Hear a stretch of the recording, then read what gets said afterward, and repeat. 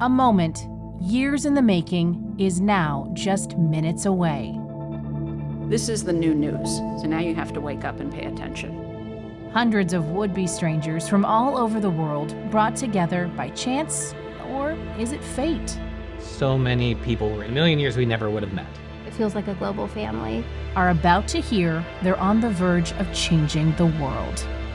We're so thankful that JPA exists in a very big way. Our journey that began with the diagnosis of a genetic mutation now known as Jordan syndrome and its related conditions is moving faster than anyone could have imagined. If you'd have told me 6 years ago that I would be helping to manage a worldwide research effort, I would have said you probably got the wrong guy. But life has a way and fate has a way of giving you things to do, roles to play. As a parent, you do whatever it takes for your child, and this is part of that. What it takes is also getting a team together, is also driving that, is also finding answers, is building a community, is being ready to do it, and is not getting tired. The diagnosis was like a hurricane in our lives. But when we saw the other families, we started to realize that, okay, there is life after that. And then we found you, so it's beautiful. It's an effort spanning nearly 40 countries, more than 400 cases, and potentially thousands more, with world-class researchers from all over the U.S. and the globe relentlessly pushing for answers, working together like science has never seen. We don't have a playbook to go by, right? We couldn't ask for something better for our child. The teamwork, the miracle of getting something that helps our kid. Brings a lot of hope knowing that there's a lot more answers on how to proceed with life. It means everything to me. When I found out about the research team that exists in Jordan syndrome research, I was just so filled with hope. When I get to hear what the potential is, I'm just blown away.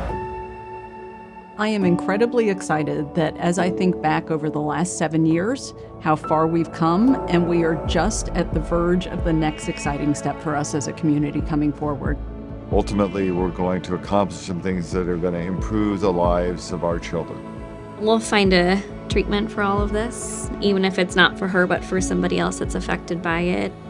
And this is not some theoretical thing in the ether. In this group, to the credit of the leadership and the families that have come together with the scientists, has accelerated this at a pace that I have never seen before. And that is inspiring.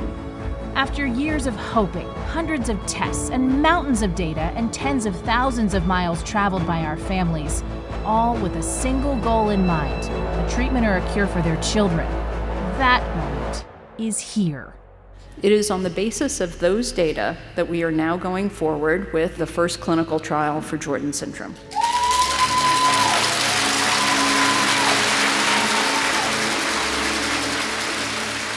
A journey so improbable, except it is happening.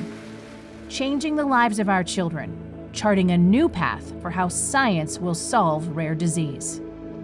Power isn't always in numbers, right? Power is in love. Keep going, right? Good. We're taking some very small steps that are going to be huge leaps in the field of science.